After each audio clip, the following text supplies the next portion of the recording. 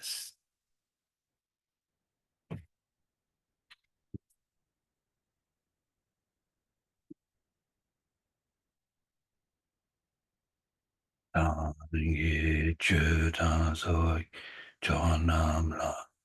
Chanchum Pata Dani Gyapsu Chi Dagi Jinsa Gi Peso Nangi Chola Pinji Sangi Chopara Sho.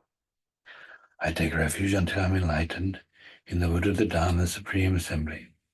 By my merits of generosity and so forth, may I become a Buddha to benefit transmigratory beings. I take refuge until I'm enlightened in the Buddha, the Dharma, the Supreme Assembly. By my merits of generosity and so forth, may I become a Buddha to benefit transmigratory beings. Okay, so just a moment before moving on, I wanted to mention His Holiness the Dalai Lama has often said, actually, this prayer should be changed. He said this many years ago and it hasn't been changed, but I mean, he made his point, which is that it says merit of generosity and so forth, so he's saying, well, actually, we need merit and wisdom. We need both. So he says should be the collections, because they talk about collection of merit and collection of wisdom. I don't know why they call it that particularly, but anyway, they do. You need merit and you need wisdom.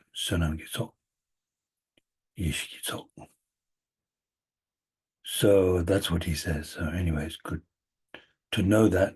Somebody like His Holiness Dalai Lama says that, then, worth keeping in mind, isn't it? By my merits of generosity, somewhat by my collections. In the Tibetan, it sounds almost the same, so you can actually do it. So in the Tibetan, it says Dagijin Sokibe So Nam Ki So Nam Ki. When you say it quickly, Dagijin Sokibe So Nam Ki. Whereas if you replace that with oh, that's interesting, actually. The Tibetan says sok, which means collection, and the English says merit. So the English hasn't caught up with the Tibetan yet. The Tibetan is actually the way His Holiness said it should be. Normally it would be Dagi Jinsoki be Sonamki, and instead of Sonamki, which it sounds quite similar, right? Anyway, I don't know if that's very interesting, but anyway, His Holiness says that. So I thought I'd mention it. Okay, sorry. So can we carry on? The foundation of all good qualities is the kind and perfect Guru. Correctly following the Guru is the root of the path. By my clearly seeing this and applying great effort, please bless me to rely upon the Guru with great respect. When I have discovered that the precious freedom of this rebirth is found only once, is extremely difficult to find again, and is greatly meaningful, please bless me to unceasingly generate the mind taking its essence day and night. This body and life are changing like a water bubble. Remember how quickly they perish and death comes. After death, just like a shadow follows the body, the results of black and white karma follow. When I have found definite conviction in this, please bless me always to be conscientious in abandoning even the slightest collection of shortcomings and in accomplishing all virtuous deeds. When I have recognized the shortcomings of samsaric perfections, there is no satisfaction in enjoying them. They are the door to all suffering and they cannot be trusted. Please bless me to generate a strong wish for the bliss of liberation.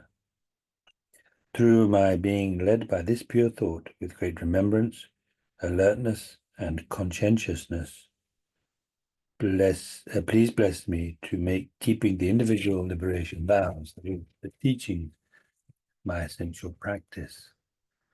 Just as I have fallen into the sea of samsara, so have all mother transmigratory beings. By my seeing this, please bless me to train in supreme bodhicitta, which bears the responsibility of freeing transmigratory beings. Even if I develop only bodhicitta without familiarizing myself with the three types of morality, I cannot achieve enlightenment. By my saying this well, please bless me to keep the vow of the sons of victorious ones with fervent effort. By my having pacified distractions to wrong objects and correctly analyzed the meaning of reality, please bless me to quickly generate within my mind stream the unified path of calm abiding and special insight. When I have become a suitable vessel by training in the common path, please bless me to immediately enter the holy gateway of the fortunate beings, the supreme of all vehicles, the Vajrayana. At that time, the base of accomplishing the two attainments is keeping my vows and samaya purely. When I have gained effortless conviction in this, please bless me to protect them even at the cost of my life.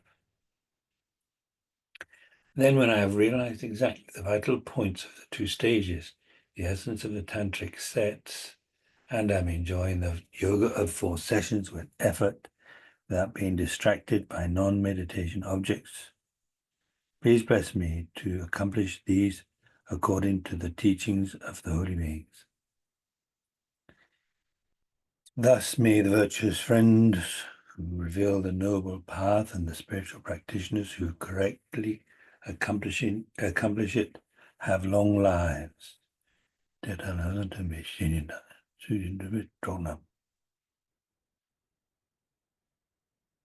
says companions, so like there's your teachers and then they're your fellow practitioners, basically. I think fellow practitioners who are also practicing the path taught by those teachers, as they should do in the right way. Please bless me to pacify completely the collections of outer and inner obstacles. In all my lives, never separated from perfect gurus, may I enjoy the magnificent Dharma, and by completing the qualities of the grounds and paths, may I quickly attain the state of Vajradhara.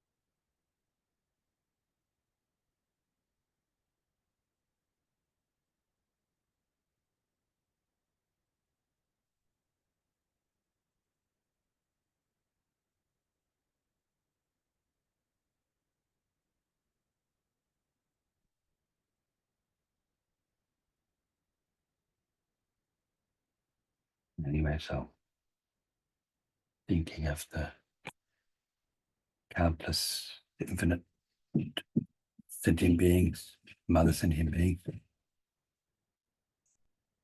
then thinking of their suffering.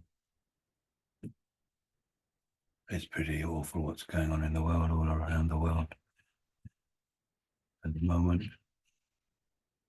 But that's kind of nothing compared with what's going on in Samsara in general. So to repay the kindness of those sentient beings, our kind mothers, who are in such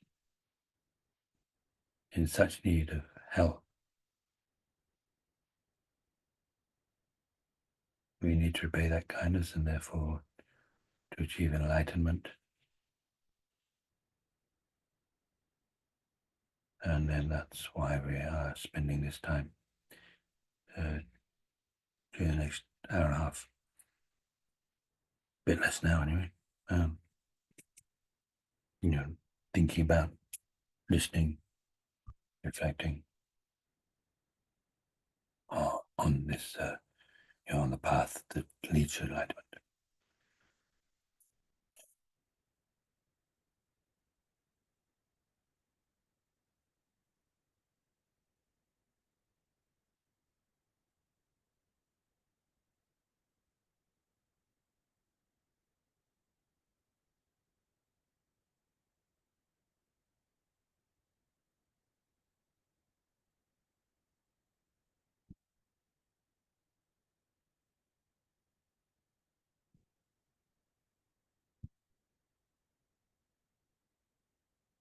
So here we got to last time. I think we spent the whole time looking at this part of the text where Lama Tsongkhapa talks about how to exchange self and others. So, of the two different ways of meditating on Bodhichitta, the second one. Anyway, exchanging self and others. So anyway, removing obstacles and then the actual meditation, that was the main thing. And what I want to do this time, we got to the end of that section, and then it goes on to talk about how you know that you've generated that mind, and then the ritual for adopting Bodhicitta. That's sort of like the formal term anyway. The ritual for adopting Bodhicitta means that besides meditating on Bodhicitta and familiarizing yourself with Bodhicitta and all that, there's actually a ceremony you can do where you it's all sort of based on making a promise, making a commitment not to let go of bodhicitta, not to give up that mind, right up until one achieves enlightenment, which doesn't mean to say that when you achieve enlightenment, you give it up, but like basically something you're going to keep going with. In terms of your determination, of course, who knows what's going to be next life, but anyway, in terms of one's determination, there's the determination to keep going with it until one achieves the final goal. So now, what I want to do now is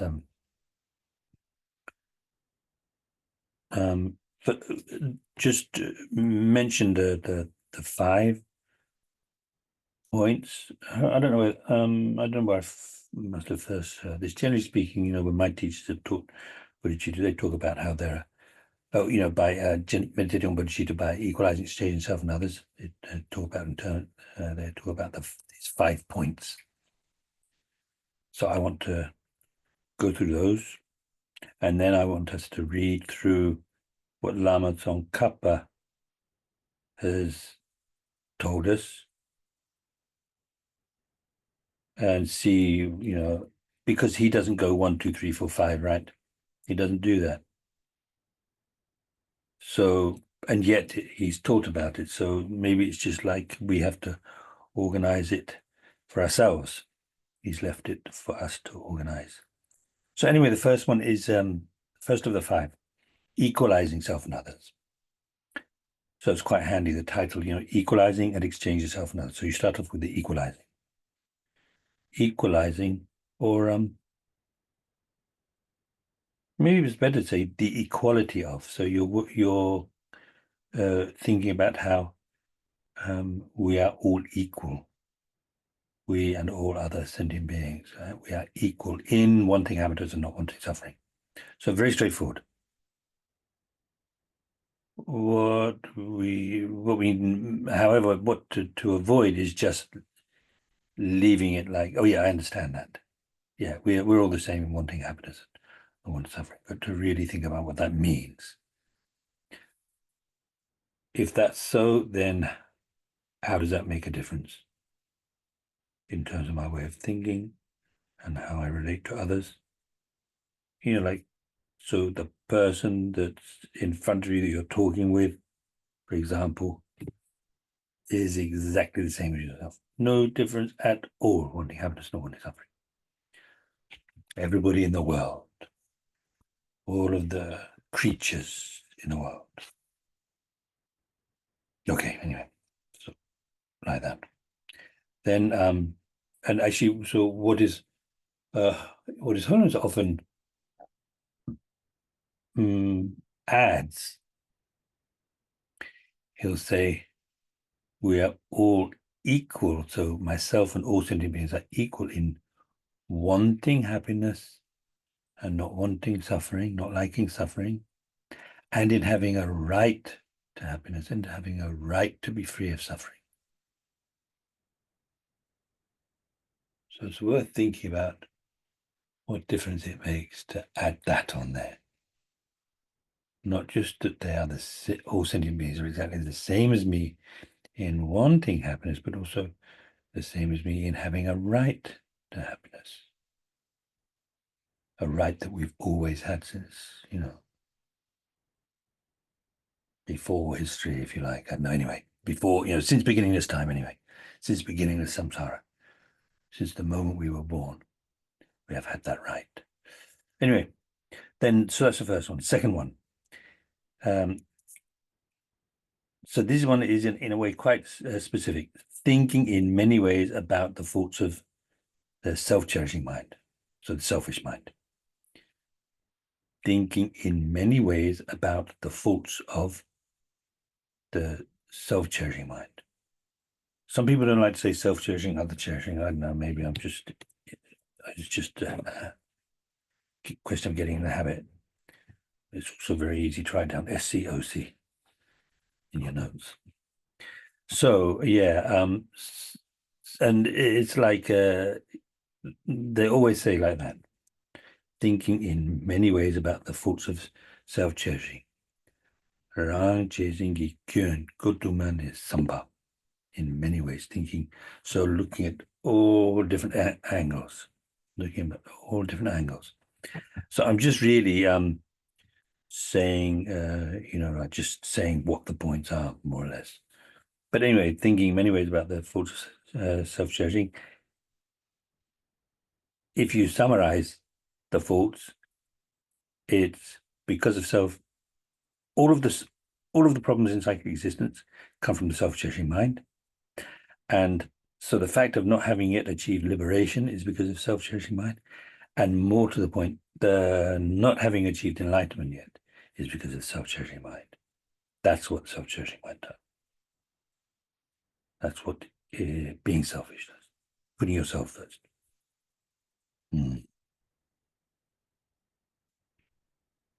Okay, so then, but it's interesting.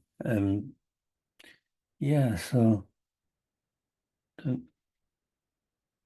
doesn't teach quite as much as before. But if you've listened to him teach, then something he used to say quite a bit in the past, quite often you'd hear him say, that when we talk about self-cherishing, so self-cherishing, what's self-cherishing? It's a mind that wants one's own happiness. And he says that's actually the most normal thing in the world. However, he makes a difference between wise self-cherishing and stupid self-cherishing. Stupid self-cherishing is the one that we're most used to. It's the one where you think you want happiness and you don't really care about anybody else. So you're willing to lie and steal and kill and so on in order to get that happiness, which is never going to bring happiness.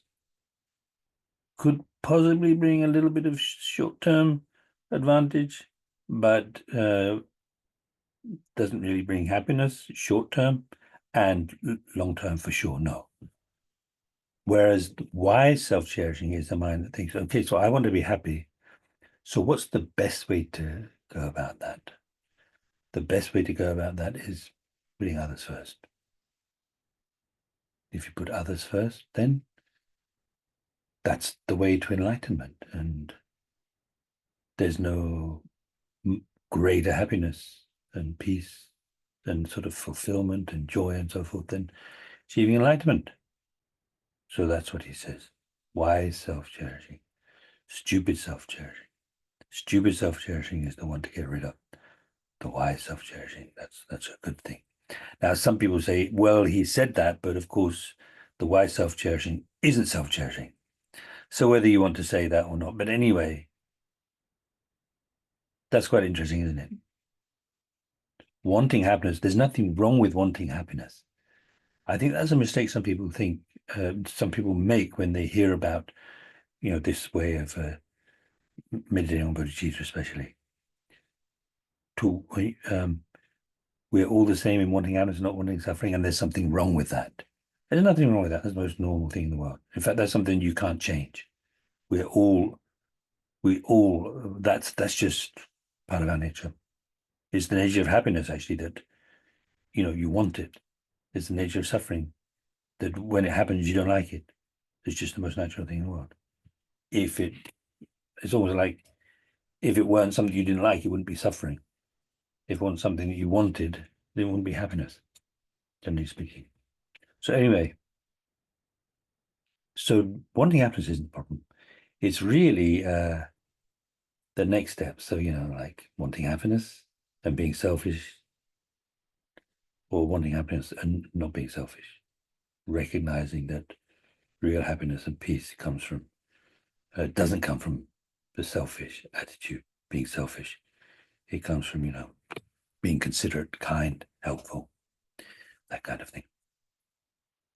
So then the third one, thinking in many ways about the benefits of cherishing others. Shen Jizingi Yundin Godumane Samba. So Yundin, literally qualities anyway, so benefits. The qualities, the good things that would happen, that happen through cherishing others. Then the fourth one is exchanging self and others. So it's like the first three is like priming your mind so that you'll be able to exchange self and others. And then on the basis of exchanging self and others, and what does that really mean? It means, like when you read about it and you think about it, it seems pretty clear. You've seen the self-cherished mind as like your biggest enemy. So you feel it's like anyway, yeah, so biggest enemy. So you're going to do everything you can, like not just the biggest enemy, but the real enemy. So the inner enemy is the real enemy, the one that actually harms you is the inner one, right? External enemies, like they say, killing your external enemies, like killing corpses, because they're going to die anyway. Everybody's going to die anyway. So why, I don't know if that's related, but it's kind of related, isn't it? Yeah. So anyway, it's just pointless. It's counterproductive. Not only not productive, but also counterproductive. So why am I saying that? Okay, so yeah. So basically, by thinking this way, the first, second, and third points, then it's like you've undermined the strength of and the grip of the self-cherishing mind, and you've seen how other cherishing is the best thing. So now you're gonna switch. Now it's almost like naturally the next thing that's going to happen is you're going to switch. Put the emphasis on others. Putting the emphasis on others. Putting others first. Then the fifth one, Donglin, taking and giving. Taking and giving. So probably everybody's heard about that. So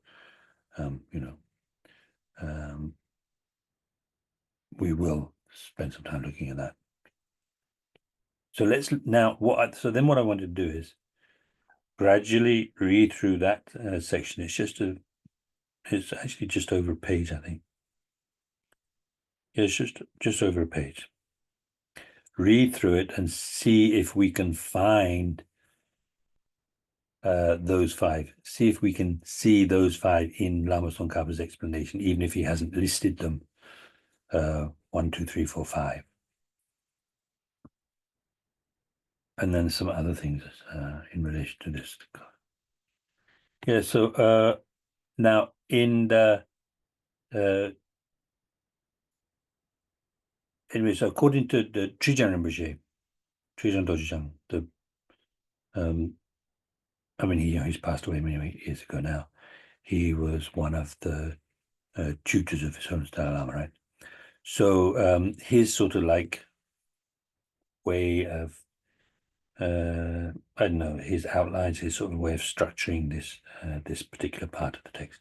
So according to him, then, the first thing, which is the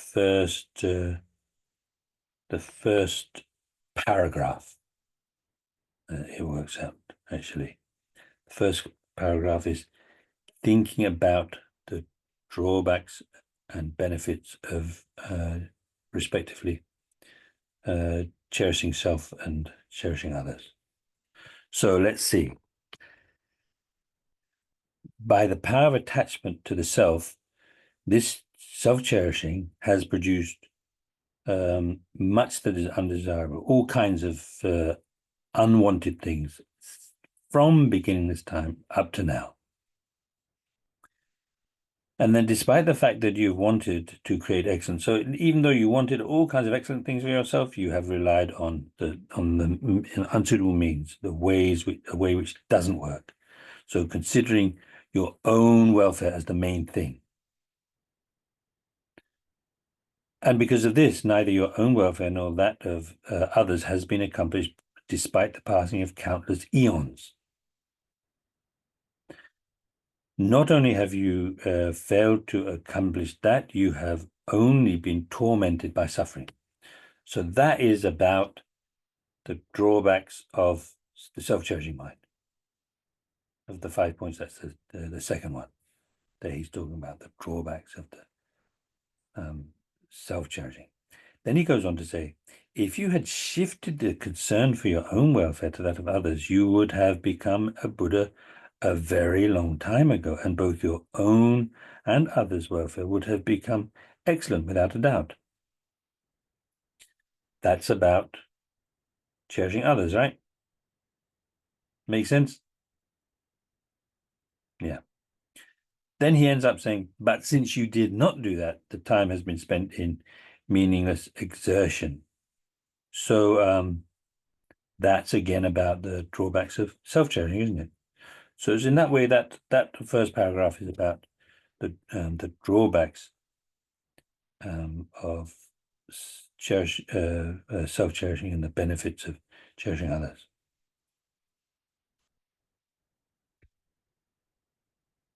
Then let's see. So then we have what Trijang Rinpoche says.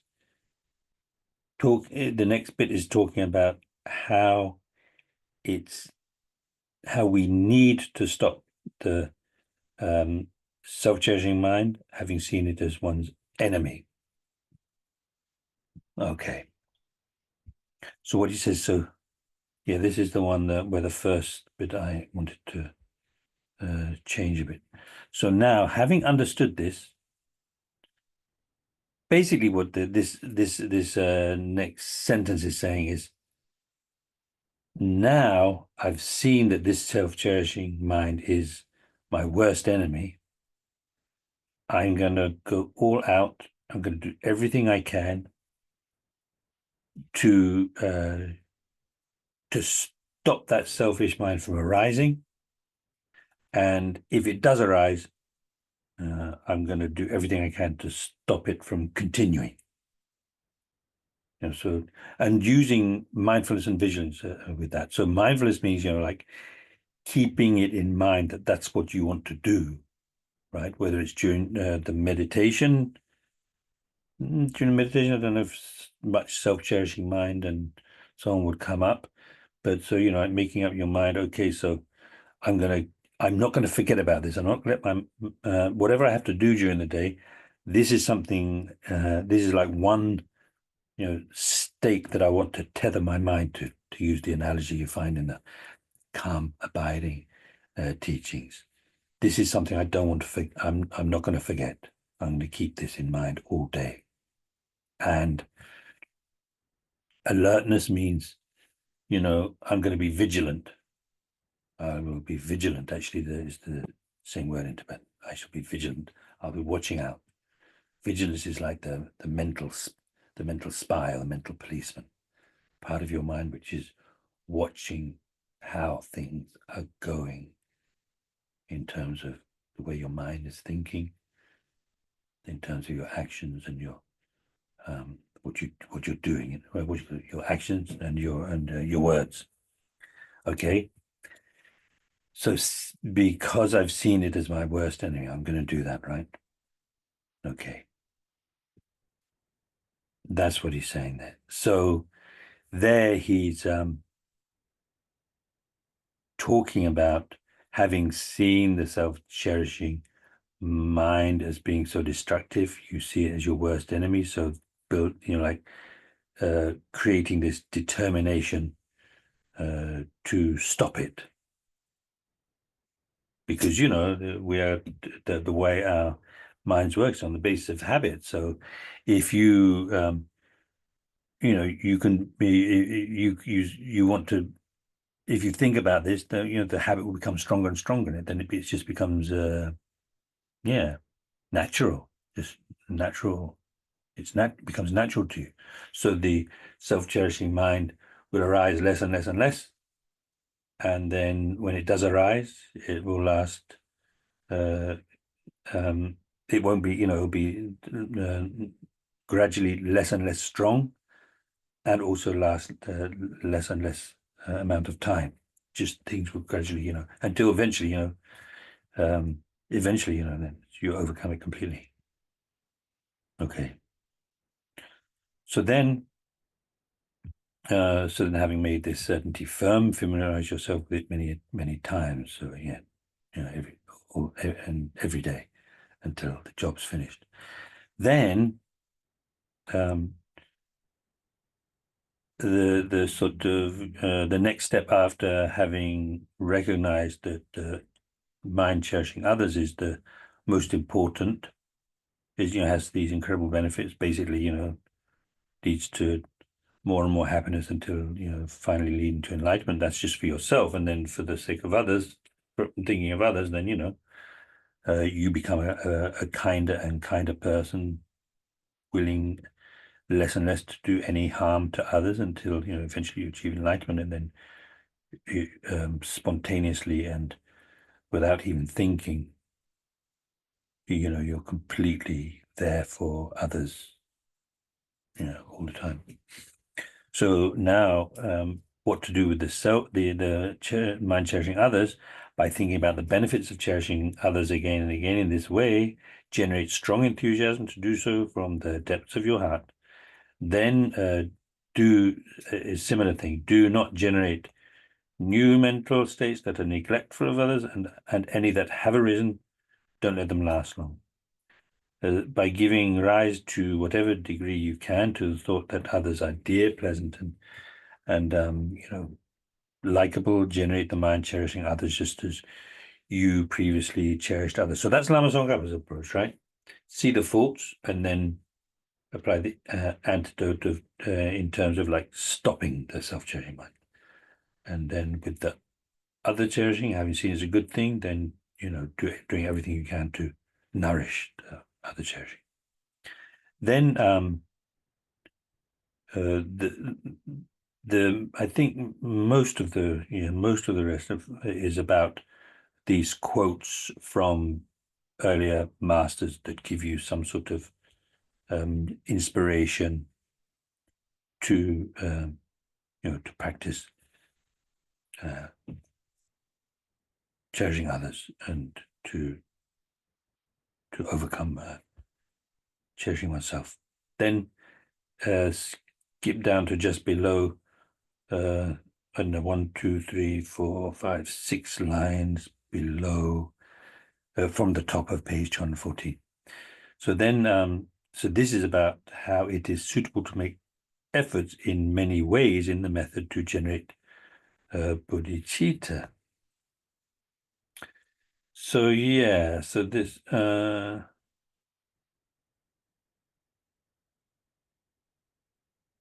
Yeah, okay. So here he talks about how, in a way, he's already talked about the drawbacks of self-cherishing, how destructive it is and how constructive other cherishing is. So here in this last part, he's talking about again, how important it is to do this and how important bodhicitta is. So this is going to help you generate bodhicitta. So if you think about it, doesn't it seem like of those five, okay, so equalizing self and others in this, where he's talking about how to, I mean, in a way, fair enough, he's the actual way to meditate on what? On exchanging self and others. So it looks like, unless I'm completely forgetting and unless I'm completely wrong, doesn't probably somewhere he's talked about the equality of self and others, but in this section on the actual way to meditate, he didn't talk about equalizing self and others. That's one thing. He talked about the self-cherishing, other cherishing, so that's good, and some very useful advice on how to gradually diminish the power of self-cherishing, build up the power of cherishing others, and he didn't actually talk about exchanging self and others, which is interesting in a way, but also in a way,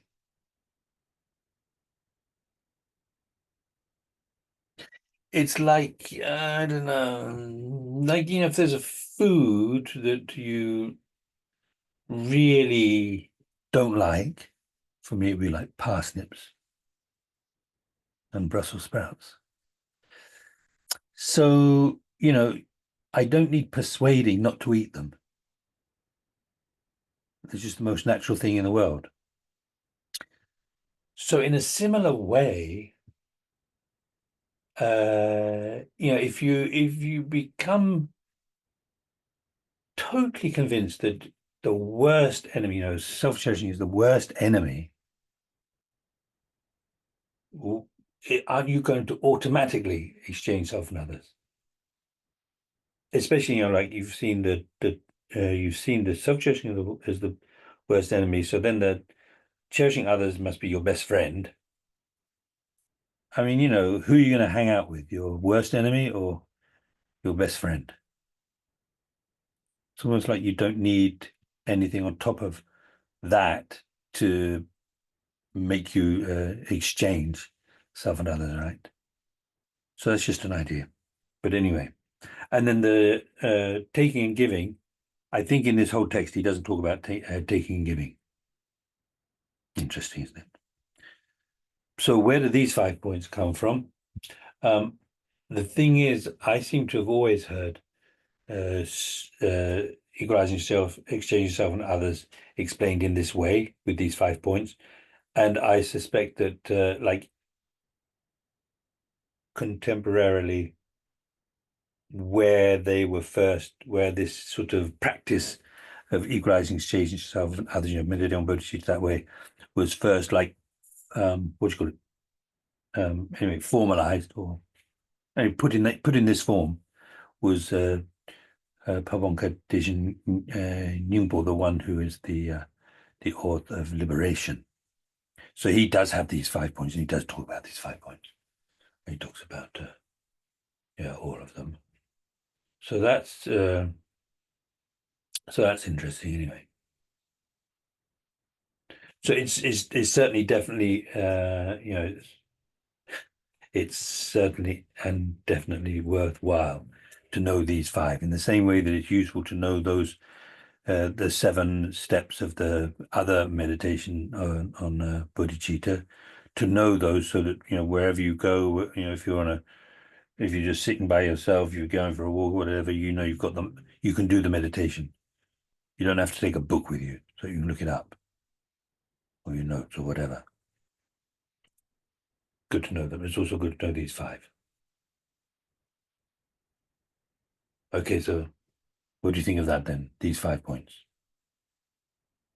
Equalizing self and others, thinking in many ways of the faults of the self-cherishing mind, thinking in many ways of the benefits of cherishing others, then equalizing, exchange yourself on others, and bodhicitta, Tonglen, taking and giving.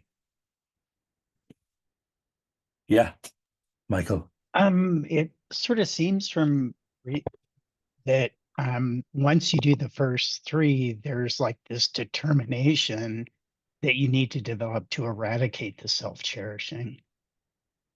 Where he kind of, it seems on that page 213, where he's saying by thinking about the benefits of cherishing others again and again, you generate strong enthusiasm. You make the determination, but to me, that seems kind of vital before you can exchange self with others. You have to really determine that self-cherishing is bad and that cherishing others is great. But they don't Yeah. talk about that explicitly. That's just implicit. Well, he's fairly explicit about it, isn't he? Because he says, particularly in the case of self-cherishing, having seen it as your worst enemy. I mean, at the beginning of that short section, he does only talk about the drawbacks, and then when he goes on, once he's talked about the drawbacks and the benefits of cherishing others, then he goes on to outline these two strategies for undermining and eradicating self-cherishing and building up the cherishing others. Yeah. So for me, one question that always used to come up was, you see, with the first way of meditating on bodhicitta, what's the seventh step? You remember what the seventh step is?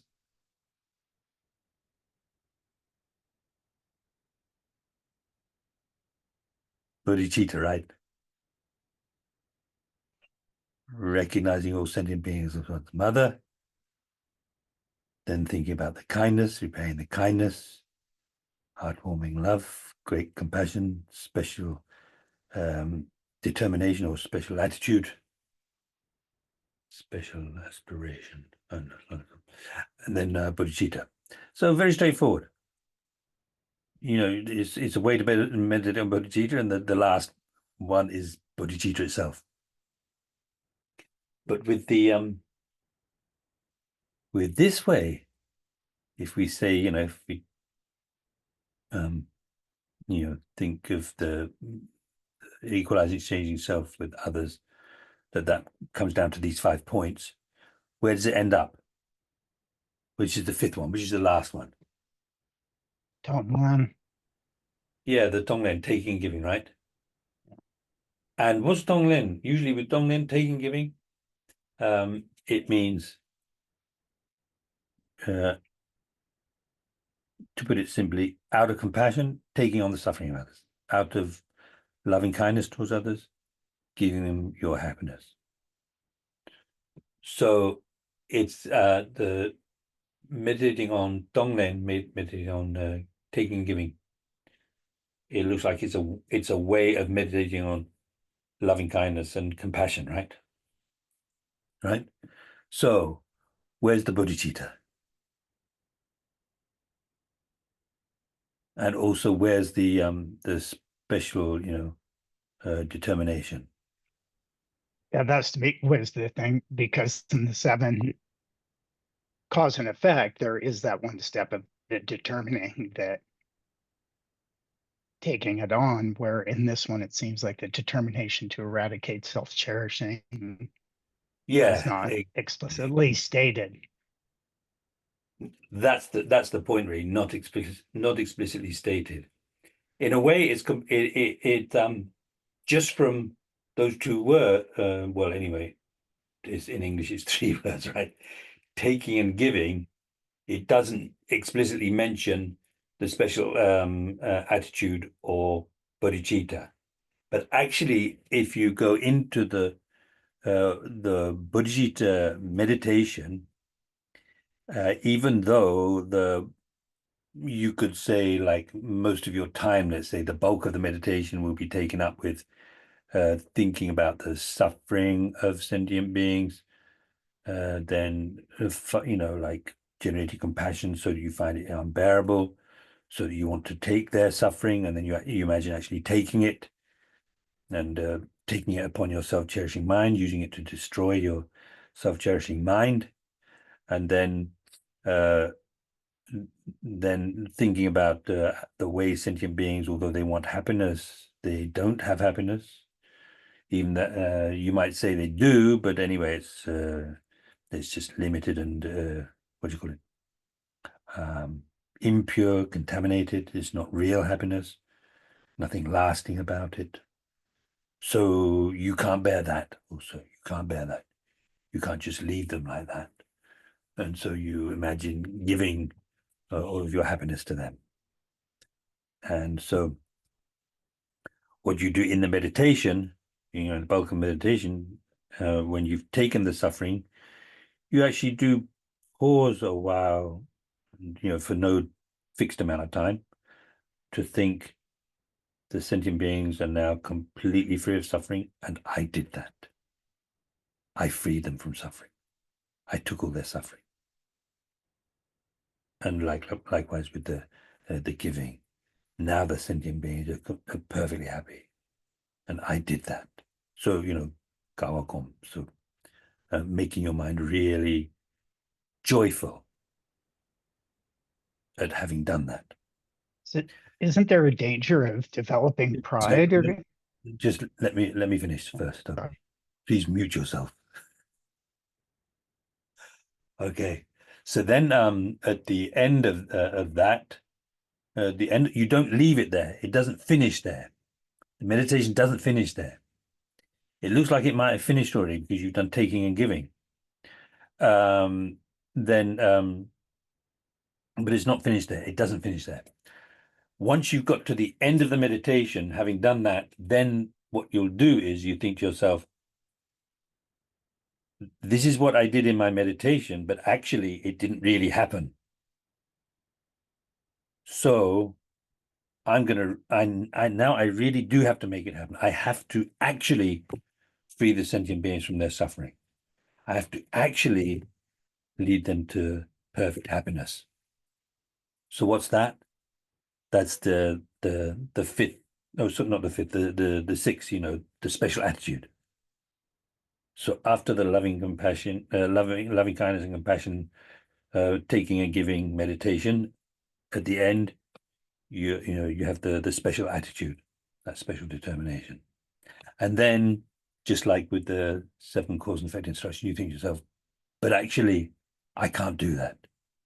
As I am, I can't do that. So anyway, you know all about that, and so you make the decision. Okay, so I'm going to achieve enlightenment for save all sentient beings. So actually, it is complete. If you know how to do the taking giving meditation, you know that how you finish is with the special attitude and with the Bodhichitta. So it's not incomplete. And then as for your question, Michael, about pride, I don't really see. I see what you mean in a way. I've done this kind of thing, but I mean, all about the practice of rejoicing, which includes not just rejoicing in what other people have done, but also rejoicing in the good things you yourself have done. And they say without pride, just appreciating that you've done something good. No wrong with that. Nothing wrong with that. Not only nothing wrong with that, but actually very powerful, because if you um, have this joy in your mind at doing good things, then you're reinforcing the determination to keep doing good things. And likewise, when you've done good things and you look back and you think that was really good, besides the fact that, of course, each time you think how wonderful that is, how fantastic it is that I did that, you're creating, merit again, incredible amount of merit again. Also, it's like, this is the kind of thing that I want to carry on doing. So it's building up the energy to keep going with that kind of thing. So here also, it's not the emphasis isn't on the isn't on pride, like, look at me, look at what I did, but it's like, maybe we can put it this way. It's more like joy at the thought of being able to do that. Joy at, yeah, at the thought of being able to do that. Maybe if you think of it that way. But in any case, it's not a joy that involves any sense of like, look at me, how wonderful I am. It's just not like that, which would be pride. But it's not like that.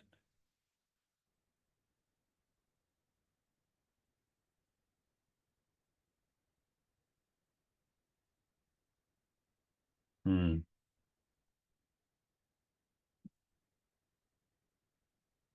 Yeah, if you were really able to do that kind of thing. Like, just imagine if you had reached a level in your practice where you're able to actually guide others even through the death process. It doesn't happen to everybody for one reason or another. You need karma, you need a connection and so on with the person. But, there's one Lama I know of who told this friend of mine um, who just died, who had just, who had passed away. And so the Lama said to him, this friend, he says, you don't need to worry about her. I took her to the Pure Land.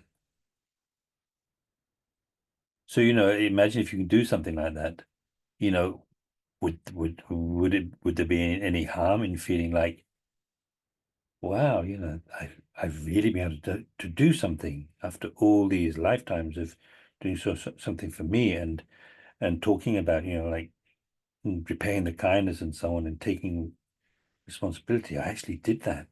How amazing that is. Anyway, I think you get the point. So that's one thing. Okay, so yeah. So maybe if we were to, read more thoroughly, we would find that Lama Tsongkhapa did somewhere here. I can't remember. I don't know if any of you can remember. I don't remember him talking about the equality of self and others. He probably does, but somehow when you get to this point which seems to be like now he's going to tell you how to do the meditation, he doesn't mention equalizing self and others. And but anyway, he talks about the faults of self-cherishing, the benefits of cherishing others, and the those strategies, and then the importance of bodhicitta. So anyway, I think it's very good to have like maybe if you've got the book, then to make sure that you write in the margin somewhere that there are these five. Anyway, we need to know these five points. It's useful, very useful, I think, very useful.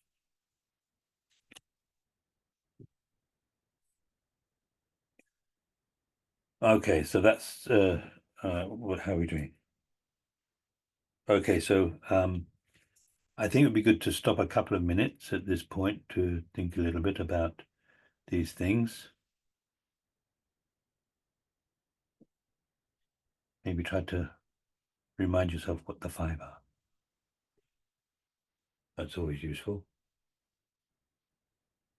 If you're doing the meditation by yourself, you can try to remember.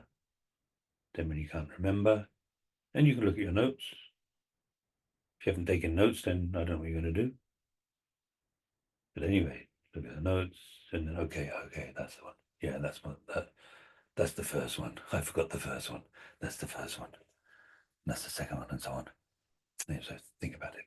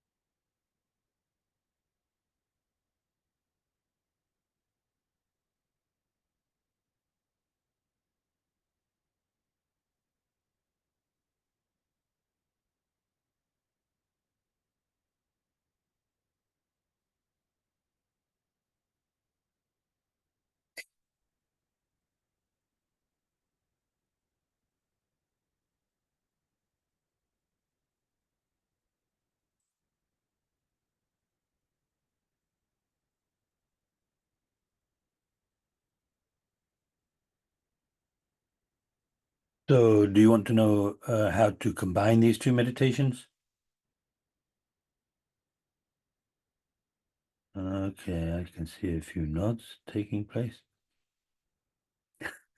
Nobody's jumping up and down at the idea. But anyway, I'm not saying you should.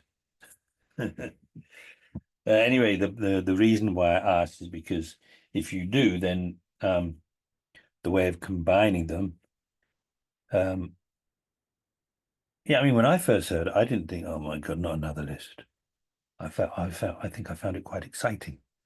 So who knows whether you're going to be thinking, oh, no, another list, or whether you're going to be thinking, how, wow, another list. So anyway, the way of meditating where you combine the two into 11 steps. Some people say that even though these two ways of meditating bodhicitta are taught separately, most people combine the two. And actually, I was quite interested to see, because I had a bit of a look at to see what Abonka says in Liberation. And right at the beginning of when he's talking about how to meditate on equalizing exchange of self and others, he says you begin with the same initial steps as with the other meditation. So he says, meditate on how equanimity, then recognizing all sentient beings as one's mother, thinking about the kindness, praying the kindness.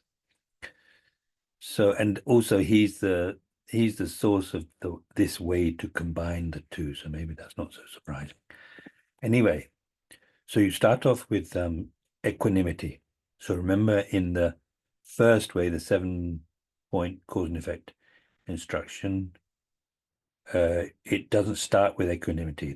The first is recognizing all sentient beings as one's mother, and they say the equanimity isn't there because it's not uniquely a Mahayana meditation, but you do need it as a foundation for meditating on bodhicitta. You need the equanimity first. So first one is equanimity. So the same equanimity as before, equanimity. Then the second one, recognizing all sentient beings as one's mother.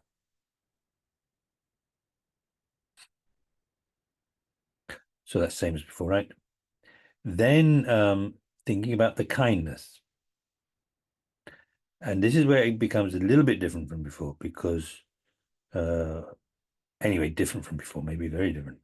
Is you think about the kindness of the sentient beings when they've been your mother, but then also there's a special way of meditating on the kindness, which means meditating on their kindness at other times, besides when they were our mother. So all sorts of things to meditate on there. Like, for example, thinking about how every meal you eat, the food you eat, the clothes you wear, the house you live in, the road you drive on, the car you're driving in, all of that, you're thinking about the whole evolution of that in terms of how many people were involved in making that possible for food, farmers and so on. Perhaps if you're if you're a meat eater. So I've got a friend who's insisting on calling us meat eaters carnivores, which I always find a bit irritating. But anyway, that's what she calls us, carnivores. So yeah, so the life that the sentient being whose life went into that, and anyway, so sentient beings who helped, whether they had the intention to do something specifically for you or not, this is really besides the point. The fact is that they did something that helped you. So when somebody does something that helps you, then there's grounds for gratitude for them having done something for you. Anyway, so lots of things to think about there. That's just sort of like worldly sense, worldly sort of area. then also the kindness of everybody involved in making your present path possible. And going back all the way to the Buddha and all of those beings who learned, teacher to disciple, practicing, maintaining the teaching, translating the teachings from Tibetan into from Sanskrit and Pali into Tibetan, from Tibetan into English, all those people, all those hardships. Amazing. And then the way in which the sentient beings are kind in making our practice possible on another level, which is like, for example, when we meditate on loving kindness, then we depend upon the sentient beings, and actually to have pure loving kindness, pure compassion has to include every single sentient being, right?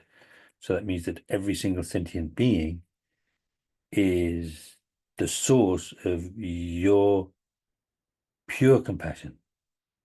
If you leave out one sentient being, it's not pure compassion, right? It's not great compassion. It's not complete compassion. It's a biased compassion. If you leave out just one sentient being, even. So that means that each sentient being is the source for your meditation on loving kindness, compassion, and then like for practicing the six perfections, generally Bodhichitta, the six perfections, generosity. You can't practice generosity without sentient beings to give to. You can't practice morality. You practice morality by, and basically what it means is not harming others, right? Like, not engaging in the 10 non-virtues, not killing, not stealing, no sexual misconduct, lying, and so on. So all focused on the sentient beings that you're practicing morality with regards to, then they are the source of your practice of morality. They make your morality possible. And then after that, you have patience, and in a way, it's quite interesting. You wouldn't really think about this, but the kindness of the enemy, anyway. The kindness of the enemy, because in a way, it's obvious. There's no way that you're gonna be able to achieve enlightenment. You can be without that strength of patience, not getting angry, and to develop patience, to be able to practice patience, you need somebody harming you. Your friends. I mean, I know we joke about how your friends can be really annoying and stuff like that, but your friends are not the ones that are harming you, so you can't practice patience with respect to them. You can only practice patience with respect to the people who are harming you. So they're the ones that make your patience possible. And without patience, it's impossible. Without practice of patience, in the face of harm, in the face of suffering and so on, it's not possible to progress. You will never be able to get anywhere. Because think about it this way. If you don't have patience, what's the alternative? You're going to get angry. You get angry, you burn up so much positive energy. Like in the Madhyama Avatar and in the Bodhisattva Avatar, it talks about like hundreds of eons of you might have been going from life to life for 100 eons, practicing the Dharma, practicing the path, creating so much merit. One moment of anger destroys all that. It's very, very destructive. And not only that, I mean, in some ways it's obvious, isn't it? Because as long as you're angry, then your mind is agitated and you're not happy. And you start saying things and that hurt the people around you. And in fact, if you're completely out of control with the anger and you're always getting angry, then even the people who really care for you, they end up just keeping out of your way. They want to get away from you. They don't want to be with you. And it also like stops you from being able to digest your food, almost difficult to swallow. Food goes down in lumps, can't digest properly, can't sleep properly, you look ugly. It's interesting, actually. I just noticed the other day, you see somebody, it's like the way that you go into this this strange state when you're traveling, because there's nobody to smile at, kind of thing. Nobody's smiling and you nobody to smile at. And then you walk along and you see somebody, maybe if they recognize you and they know you and if they're friends, or you see them, and something happens and suddenly they're smiling, and then you realize, before that, I know this is not exactly anger to do with the anger, but it's connected. Somehow they look so much more beautiful with the smile on the face instead of just the dead face. And then the other extreme is the face of anger, right? Makes the face angry. And it even affects your face permanently because, of course, the crease lines. I think the people who've spent their whole life smiling, then they get the what's called smile creases instead of the angry creases. Anyway, so yeah. And then, of course, because of the bad karma that you create under control of anger, then having to be born in lower realms and so on. Destroying your merit means you've destroyed the causes to be born in a favorable condition, situation, and you've created so many causes for suffering. So what can you expect in the next life? So anyway, anger is so destructive in every way. And so the enemies are the ones that make your practice of your development of patience possible. Okay, so anyway, so that's more or less, yeah. So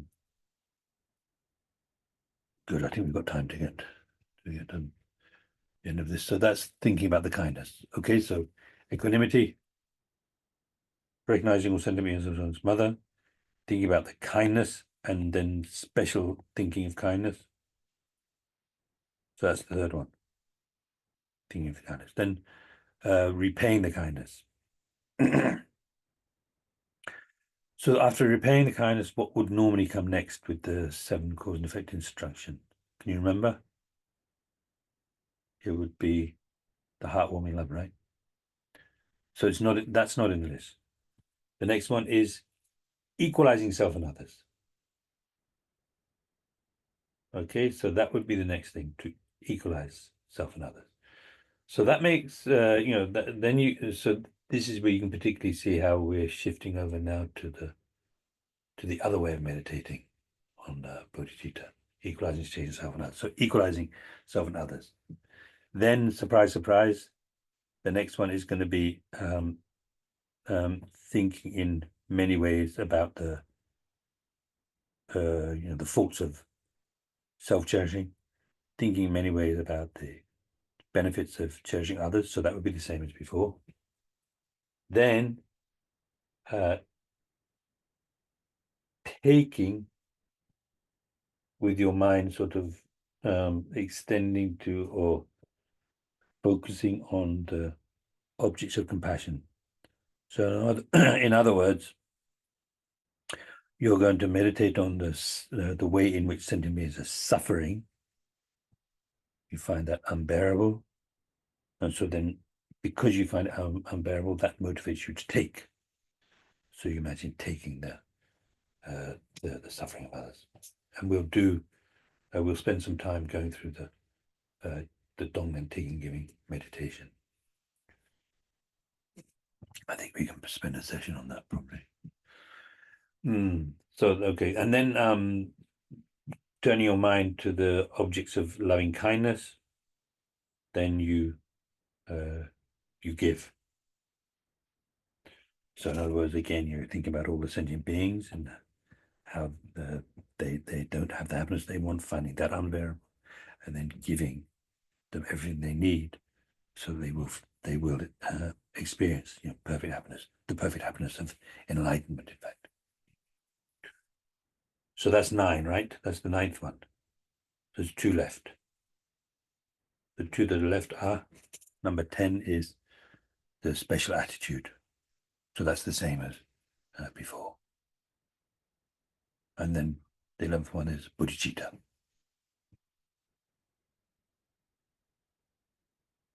that clear?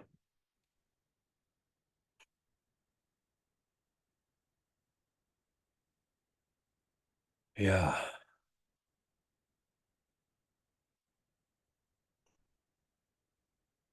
Then let's think of it. Just think of it.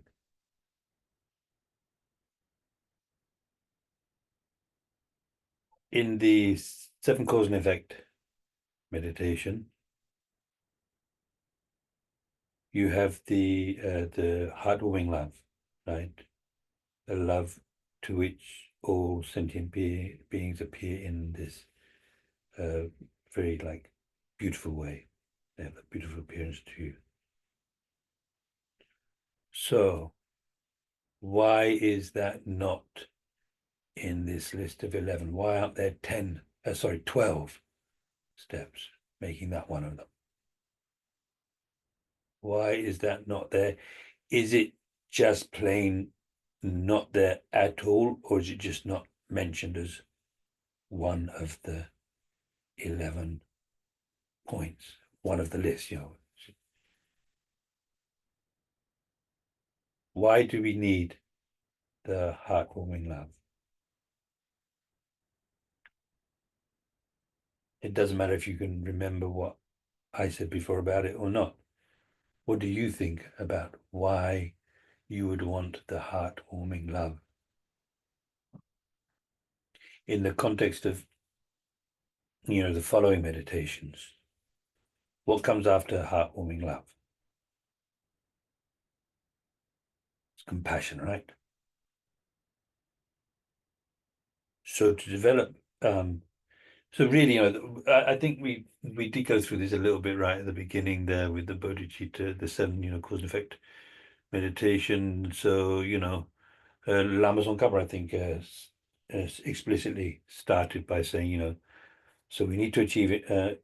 We need to achieve enlightenment for the sake of all sentient beings. So we need bodhicitta. In order to, without going into it in detail, to have the bodhicitta, you need the great compassion.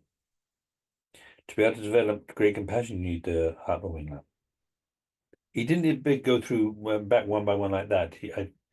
But anyway, because they're cause and effect, it works like that, right? You won't be able to get the result without the cause. So, in order to develop the heartwarming love, then you need the repaying the kindness. For that, you need to remember the kindness. For that, then recognizing all sentient beings as one's mother. You might remember anyway, so that at the moment we have compassion for some people.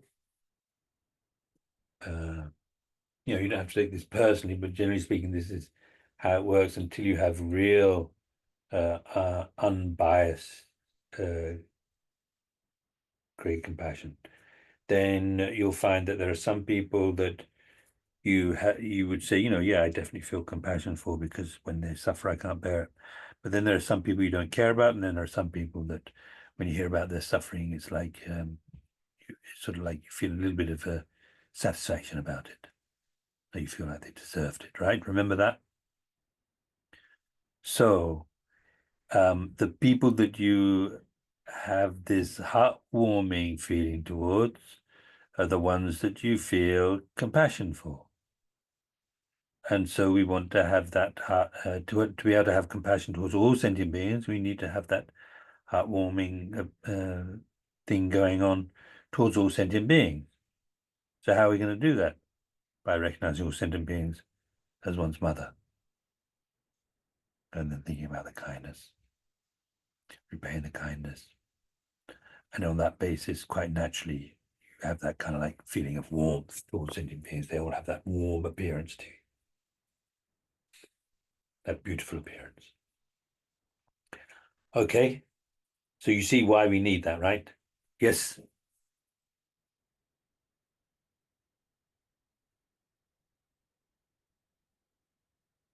Just it occurred to me, I just had this question. Because okay, the arhats or the aryas that have achieved, nirvana, they're saying that you can't, even if you have calm abiding and you can see the arhats, they and the aryas, they can see uh past and future lives of people, or they can only see their own.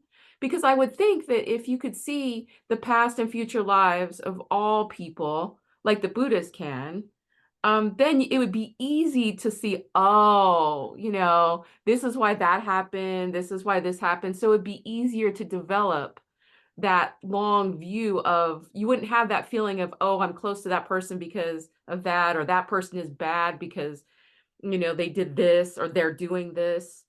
Um, so I don't understand why you'd have to, you couldn't have, if you had all seeing, wouldn't you naturally have the compassion or the bodhicitta of all beings, because you could see everything and you could go, oh, that's why they did that, or that's why that happened, or why this all fits together, and nobody's, they're just all stuck. Hmm. Yeah, okay, so that's good. The thing is, you see, the only ones who can really see everything are enlightened beings. And enlightened beings, they had the compassion and all that and the loving kindness long, long time ago. So all the way back to when they were like us, and they had to do it without being able to see it all directly with their own, like seeing something with your own eyes. When they had to do it by like thinking about it and just following what makes the most sense, which is what we're doing, right? I mean, even when you think about the kindness of your own mother of this life, I mean, when it really counted, probably you can't remember. Well, anyway, for the first few years, I mean, depending upon, we're not all the same, but those first few years, most of us can't remember a single thing. So you infer it. You infer it in various ways by, seeing how it must have been, thinking how other parents and mothers are towards their children, thinking about how you are towards your own children, so that you're thinking, well, my mum must have cared for me like that. So we're all kind of like following what makes sense.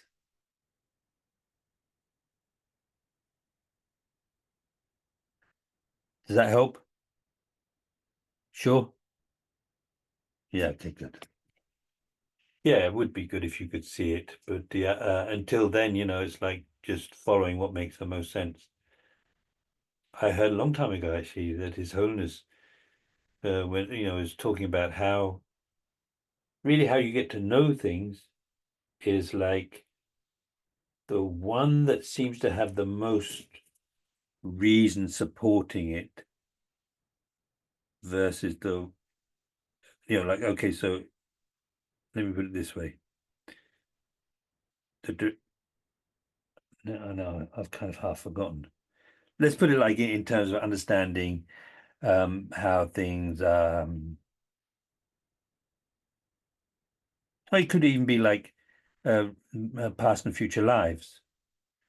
So you think about it and it's like you can think of so many reasons why it makes sense that there would be past and future lives. And then you think about there being no past and future lives, and you can't think of any valid reasons why that would prove that there aren't. So you end up just following the one that's got the most support, if you know what I mean. Because, I mean, apart from there are some people who do remember, the rest of us, we have to just, well, it's the one that makes the most sense kind of thing, isn't it? Okay. So that's something I think that's good to think about. I was just thinking about that this afternoon. You see, we talk about checking meditation and then concentration meditation. Qigong, Jogong. So Qigong, like it means like meditation that involves checking, analyzing, right?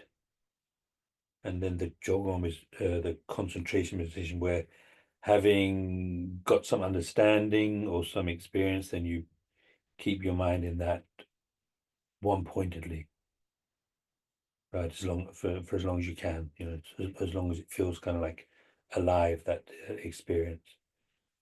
So so the checking meditation, when we talk about checking meditation and concentration meditation, I think this is mostly to do with having understood the teaching, then somehow, and so having understood, and then on the basis of having understood what, in other words, what the Buddha was saying, what this teacher is saying. Okay, I think I understand. You think about it, and you think about what they've said, and you use your own kind of like brain and intelligence, and so then you get to this point where you think, this is what they're saying. Now there's another kind of checking, which is that true? Is what they said true? I know what they mean, but now is it true? So you're thinking about whether it's true or not. And so that's another kind of analysis. But that's not the main analysis when we talk about checking meditation. With the checking meditation, it's more to do with well, one way of putting it, I don't know if it's very clear, but it's to do with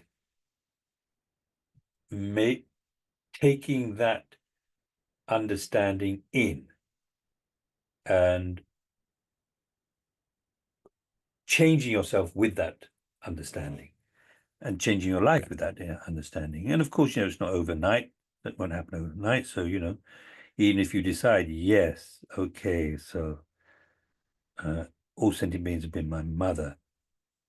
So during that meditation, and maybe for a little while after, you have that sense of all sentient beings being your mother, but then during the day, life gets ahead of you, and you forget, and then you remember again, and you forget, and you remember, and then gradually the habit just builds up until it's more of an ever-present sort of awareness. So it goes like that. So that's when we talk about checking meditation, that's the checking meditation. It's like two types of analysis. One and type of analysis to understand, and then the other one which we normally do, refer to as the checking meditation, analytic meditation. Checking meditation is where you're actually, changing your way of thinking and being in the world that conforms to that understanding. Yeah. So no, I can't remember why I said that. Yeah. So with my question about where's the heartwarming love in this list of 11, it's the kind of analysis where you're making sense of the teaching.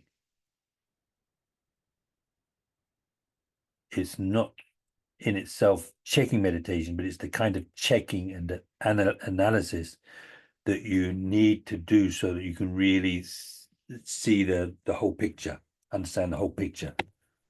You see what I mean? So thinking about where is it just not, is it not in the list because it's not part of the meditation? Is it part of the meditation? If it's part of the meditation, where is it in this meditation? Where is it where is the heartwarming love in this meditation?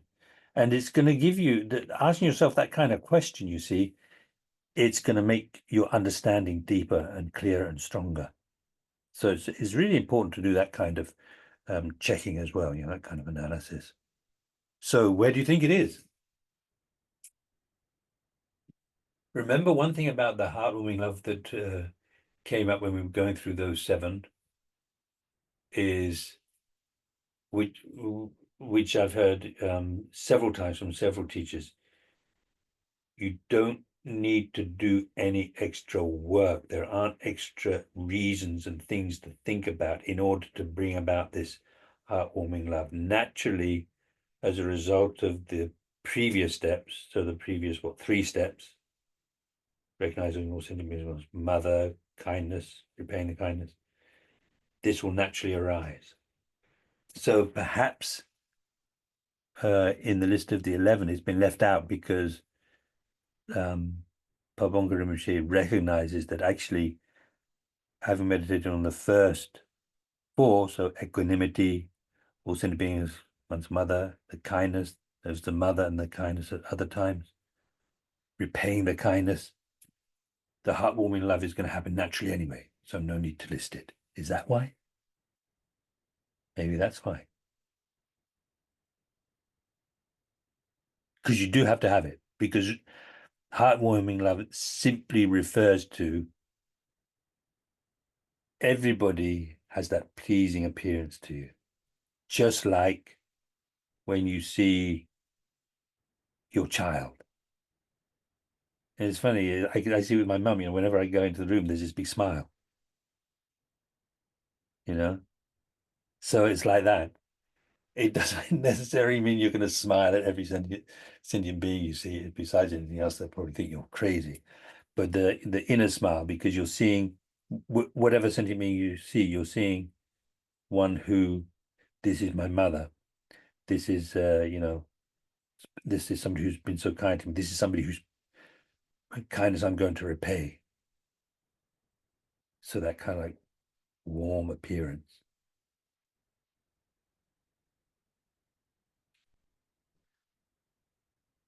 And then besides that, let's suppose that that's what his intention was. It also doesn't mean that we can't pause for a while and like be with that heartwarming love, even though it's not on the list.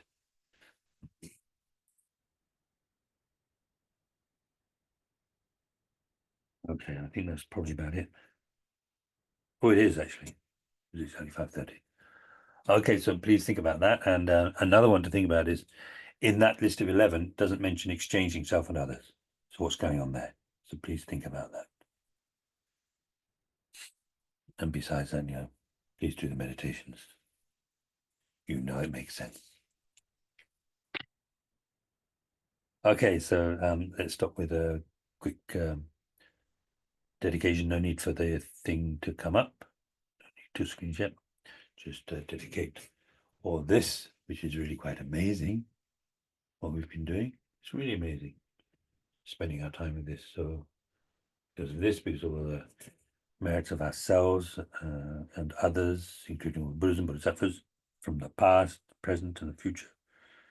Everything, all of that, because of that, may all sentient beings find perfect happiness of enlightenment, peace of mind, free of suffering. May there be peace in the world. May there be peace in the minds of the sentient beings in this world. May there be an end to war, end to all violence, international, domestic,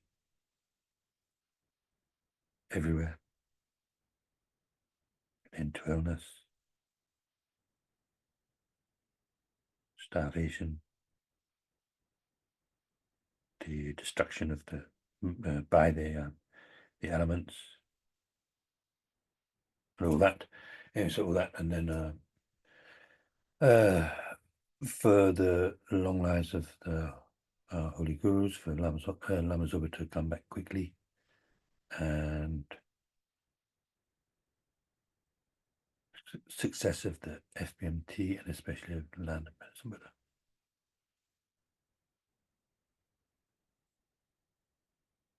I think how all of that is completely empty of existing from its own side, and where he is.